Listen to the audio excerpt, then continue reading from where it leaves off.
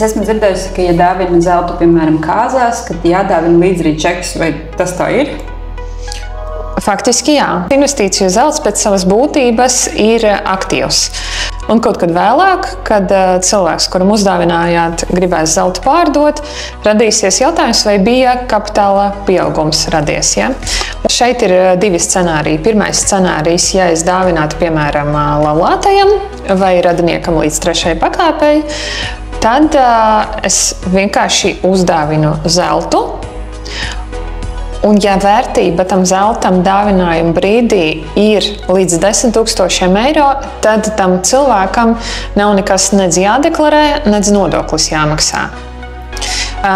Ir svarīgi atzīmēt, ja es dāvinu ar čeku vai ar pavadzīmi, un ja tajā čekā vai pavadzīmē ir ierakstīts mans vārds un uzvārds, obligāti formējiet ieguldījumu zelta dāvinājuma līgumu, un tad uz šī līguma pamata īpašuma tiesības pāriet tai personai, kurai dāvinat, un tad vēlāk valsts ieņēmuma dienestam nerādīsies jautājums, kāpēc, piemēram, pārdot Jānis, kaut gan līga viņam kādreiz uzdāvināja. Tad čekā ir līgas vārds un radīsies nevajadzīgie jautājumi. Tad ar šo te būs rakstīts līga, dāvināja Jānim. Viss ir skaisti.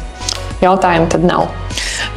Un tad otrais scenārijs, kas varētu būt, piemēram, Rūta, es izdomāju tev, kā visforšākai kolēģei uzdāvināt 50 gramus zelta. Vai, nu paldies, nevajadzēja. Lūdzu, no sirds. Vēlāk noliks šeit. Bet kas ir? Tu man neesi radiniece. Un šeit jau stājās spēkā citi noteikumi. Kas tad? Būs jādeklarē, ar paldies nebūs gana. Būs jādeklarē un būs jānomaksā nodoklis no summas, kas pārsniedz 1425 eiro. Tās summas tev būtu jānomaksā nodoklis, ja tas zelts tiktu tev. Bet tas bija tikai piemērs.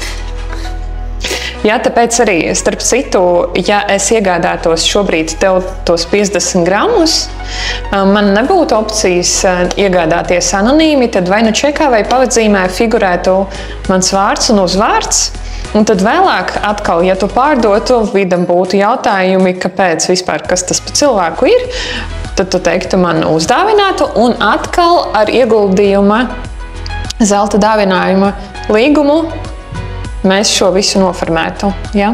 Kad es tev uzdāvināju.